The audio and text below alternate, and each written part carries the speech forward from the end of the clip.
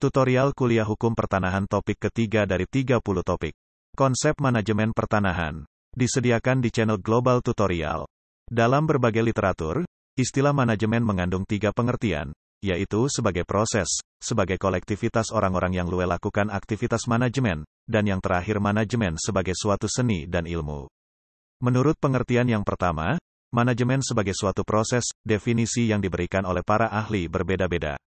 Dalam Encyclopedia of the Social Sciences dikatakan bahwa manajemen adalah suatu proses dengan proses mana pelaksanaan suatu tujuan tertentu diselenggarakan dan diawasi.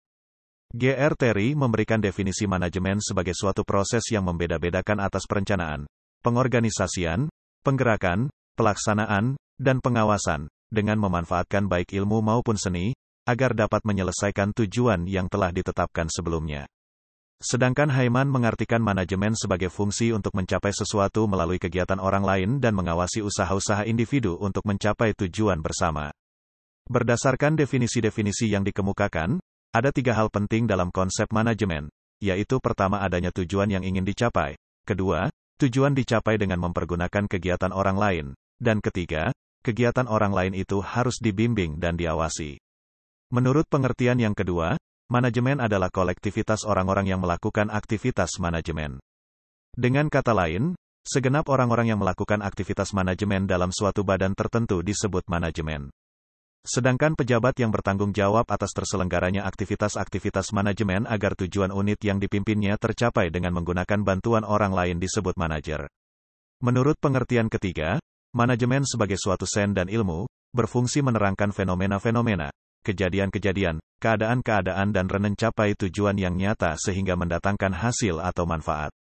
Berdasarkan 3 pengertian tersebut dapat disimpulkan bahwa manajemen adalah seni dan ilmu perencanaan, pengorganisasian, penyusunan, pengarahan, dan pengerahan sumber daya manusia untuk mencapai tujuan yang sudah ditetapkan sebelumnya. Pengertian tersebut menunjukkan pentingnya perhatian atas unsur manusia sebagai unsur dasar manajemen.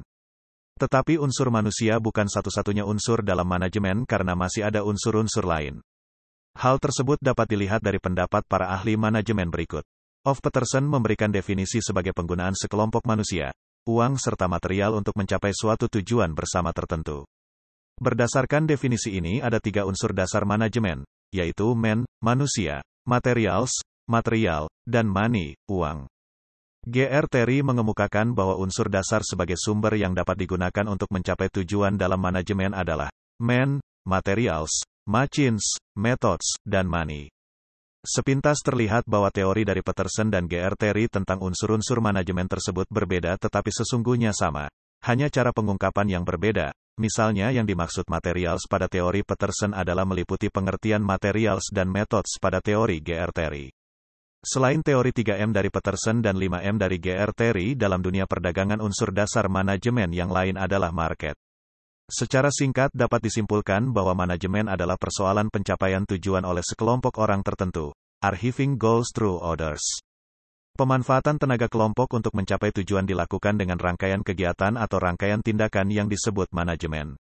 G.R. Terry mengelompokkan dan membedakan rangkaian kegiatan manajemen dalam 4 fungsi pokok, yaitu 1. Menetapkan apa yang harus dilaksanakan oleh anggota-anggota organisasi dalam menyelesaikan pekerjaan.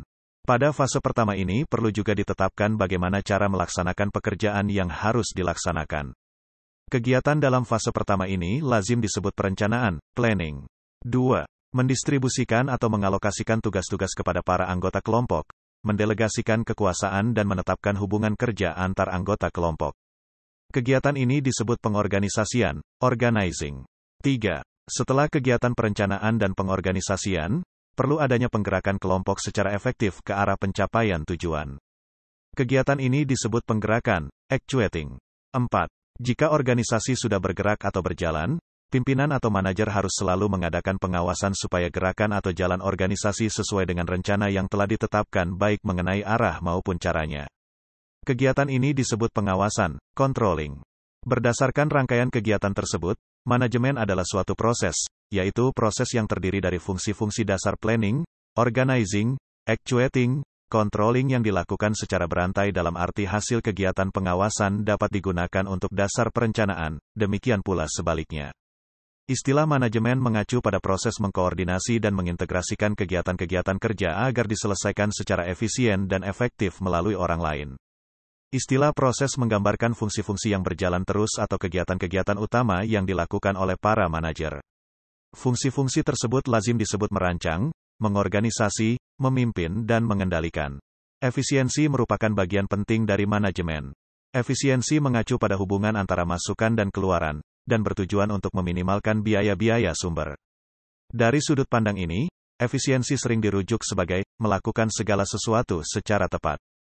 Selain itu, manajemen harus menaruh perhatian pada penyelesaian kegiatan-kegiatan agar sasaran-sasaran organisasi tercapai.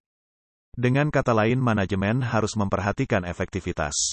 Efisiensi lebih memperhatikan sarana-sarana dalam melaksanakan segala sesuatu, sedangkan efektivitas berkaitan dengan hasil akhir atau pencapaian sasaran-sasaran organisasi.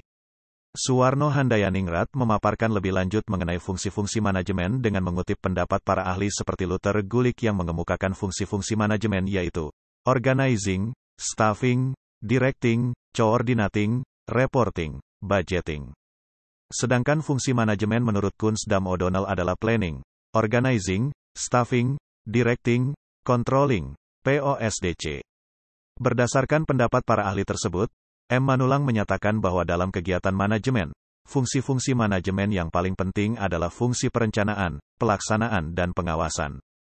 Pendapat ini didukung oleh Sarwoto dengan menyatakan bahwa pengawasan menghendaki adanya tujuan-tujuan dan rencana-rencana. Seorang pimpinan atau manajer tidak dapat mengawasi kalau rencana belum dibuat. Henry Fayol, seorang industriawan Prancis pada awal abad ke-20, mengusulkan agar semua manajer melaksanakan 5 fungsi manajemen yaitu, merencanakan, mengorganisasikan, memerintah, memimpin, mengkoordinasi, dan mengendalikan. Fungsi-fungsi manajemen ini kemudian diringkas menjadi 4 fungsi penting, yakni merencanakan, mengorganisasikan, menggerakkan, melaksanakan, dan mengendalikan. Perencanaan. Menurut Kunz dan O'Donnell, perencanaan adalah persiapan yang teratur dari setiap usaha untuk mewujudkan atau mencapai tujuan-tujuan yang telah ditentukan. Sedangkan definisi perencanaan dari Vekas dan Jim Rosenzweig adalah suatu kegiatan yang terintegrasi, dapat bertujuan untuk memaksimumkan efektivitas keseluruhan usaha, sebagai suatu sistem sesuai dengan tujuan organisasi yang bersangkutan. Perencanaan berfungsi antara lain untuk menetapkan arah dan strategi serta titik awal kegiatan agar dapat membimbing dan memperoleh ukuran yang dipergunakan dalam pengawasan sehingga dicegah pemborosan waktu dan faktor produksi lainnya. Fungsi ini mencakup proses untuk merumuskan sasaran atau mendefinisikan tujuan, menetapkan suatu strategi pencapaian sasaran, dan menyusun rencana guna mengintegrasikan dan mengoordinasikan kegiatan-kegiatan. Dengan memperhatikan definisi-definisi perencanaan tersebut dapat disimpulkan bahwa perencanaan adalah persiapan bagi setiap perbuatan atau kegiatan agar tujuan dari kegiatan tersebut dapat dicapai dengan hasil yang memuaskan. Pengorganisasian. Pengorganisasian menurut Sarwoto adalah keseluruhan proses pengelompokan orang-orang, alat-alat, tugas, tanggung jawab, atau wewenang sedemikian rupa sehingga tercipta suatu organisasi yang dapat digerakkan sebagai satu kesatuan dalam rangka mencapai tujuan yang telah ditentukan. Fungsi ini mencakup proses untuk menentukan tugas yang harus dikerjakan, siapa yang harus mengerjakan, bagaimana tugas-tugas itu dikelompokkan, siapa melapor kepada siapa, dan pada tingkat mana keputusan harus diambil. Dengan perumusan tersebut jelaslah bahwa pengorganisasian merupakan langkah ke arah pelaksanaan rencana yang telah disusun sebelumnya. Jadi suatu hal yang logis bahwa pengorganisasian merupakan fungsi organik kedua dari manajemen. Penggerakan, pelaksanaan. Fungsi manajemen lainnya adalah fungsi penggerakan atau sering pula diartikan sebagai fungsi pelaksanaan. G.R. Terry yang dikutip M. Manulang dalam bukunya Dasar-Dasar Manajemen memberikan definisi penggerakan sebagai tindakan untuk mengusahakan agar semua anggota kelompok mau berusaha mencapai sasaran sesuai dengan perencanaan manajerial dan usaha-usaha organisasi. Menurut pengertian tersebut, penggerakan atau pelaksanaan merupakan realisasi dari perencanaan yang telah dibuat dan semua anggota kelompok diterjunkan sebagai pihak yang bertugas melakukan sesuatu yang telah direncanakan.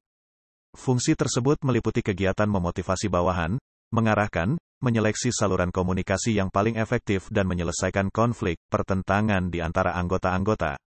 Pengawasan, pengendalian. Sondang Pesiagian mendefinisikan pengawasan sebagai proses pengamatan terhadap pelaksanaan seluruh kegiatan organisasi untuk menjamin agar semua pekerjaan yang sedang dilakukan berjalan sesuai dengan rencana yang telah ditentukan sebelumnya.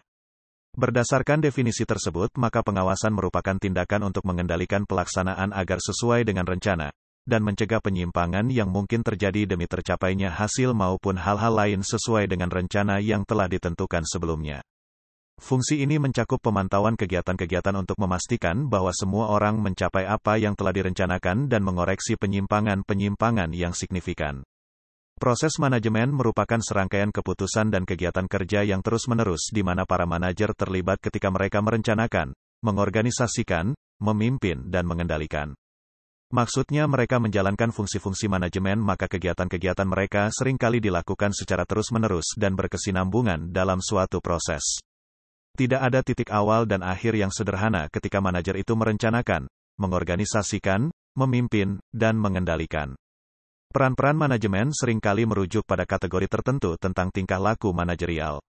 Peran dalam hubungan antar pribadi. Pemimpin lambang, figurehead, simbol kepala, diperlukan untuk menjalankan sejumlah kewajiban rutin yang bersifat legal dan sosial.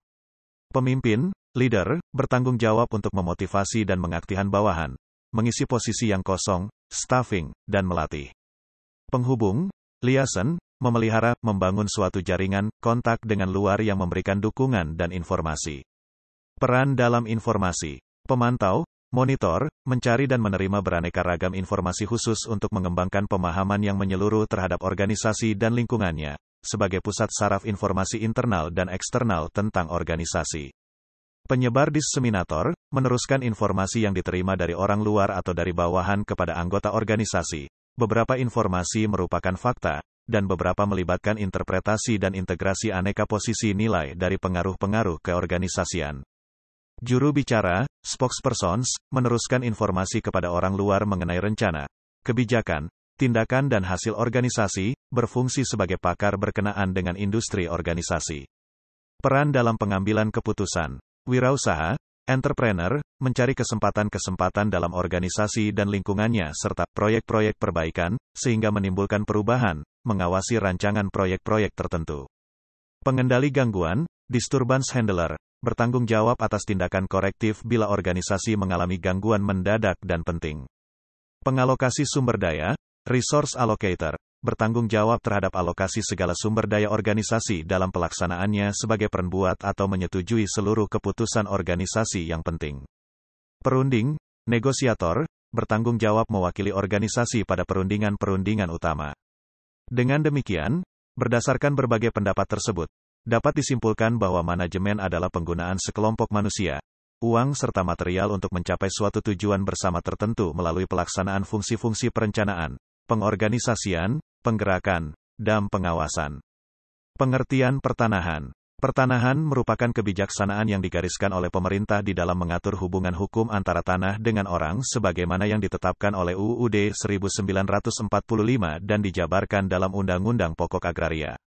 Istilah pertanahan sering disamakan dengan istilah agraria, padahal keduanya mengandung arti yang berbeda. Agraria berasal dari bahasa Latin ager yang berarti tanah atau sebidang tanah. Menurut Kamus Besar Bahasa Indonesia, agraria berarti urusan pertanian atau tanah pertanian, juga urusan pemilikan tanah. Dengan demikian, istilah agraria selalu dihubungkan dengan usaha pertanian. Di Indonesia, istilah agraria di lingkungan administrasi pemerintahan dipakai dalam arti tanah, baik tanah pertanian maupun non-pertanian. Administrasi pertanahan meliputi baik tanah-tanah di daratan maupun di bawah air, baik air daratan maupun air laut. Ada persamaan hakiki dengan pengertian tanah dalam arti yuridis seperti dijelaskan dalam Undang-Undang Pokok Agraria, yaitu bahwa yang dimaksud dengan land adalah juga permukaan bumi, tetapi diperluas hingga meliputi juga hak atas tubuh bumi di bawah dan ruang udara di atasnya, dalam batas-batas keperluannya yang wajar.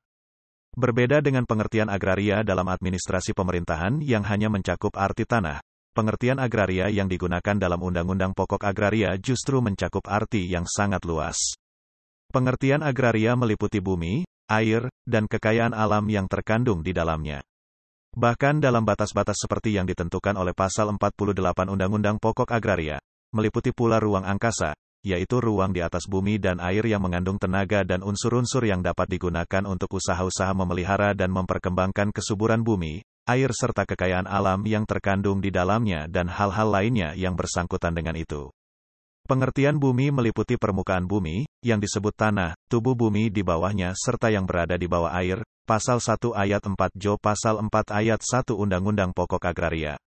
Sedangkan pengertian tanah meliputi permukaan bumi yang ada di daratan dan permukaan bumi yang berada di bawah air, termasuk air laut. Pengertian ini sejalan dengan yang termuat dalam Kamus Besar Bahasa Indonesia, bahwa tanah adalah 1. Permukaan bumi atau lapisan bumi yang di atas sekali, 2. Keadaan bumi di suatu tempat, 3. Permukaan bumi yang diberi batas, 4. Bahan-bahan dari bumi, bumi sebagai bahan sesuatu, pasir, cadas, dan napal. Dapat disimpulkan bahwa pengertian agraria lebih luas daripada pengertian tanah sebab tanah hanya mencakup permukaan bumi sedangkan agraria mencakup pula air bahkan ruang angkasa. Pembatasan pengertian tanah ini memiliki konsekuensi yuridis dan administratif. Artinya bahwa secara yuridis administratif, masalah pertanahan berkaitan dengan hak-hak penguasaan atas tanah permukaan bumi sampai ke pusat bumi, sebagai lembaga hukum dan hubungan-hubungan hukum konkret, beraspek publik dan perdata.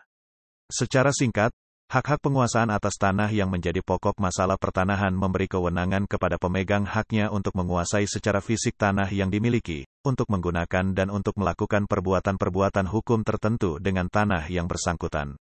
Demikianlah materi topik ketiga tutorial hukum pertanahan.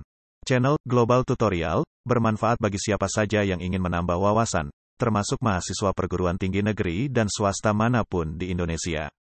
Video tutorial juga dituturkan dan disubtitelkan agar dapat ditonton, dibaca sambil didengarkan. Jangan khawatir jika belum langsung paham. Untuk pemahaman yang lebih baik, putar dan dengarkan video ini berulang-ulang. Subscribe dan like, agar Anda mendapatkan update tutorial lainnya. Bagikan juga link video ini, agar teman lain juga mendapatkan manfaat channel ini. Sekian dan terima kasih. Sampai jumpa.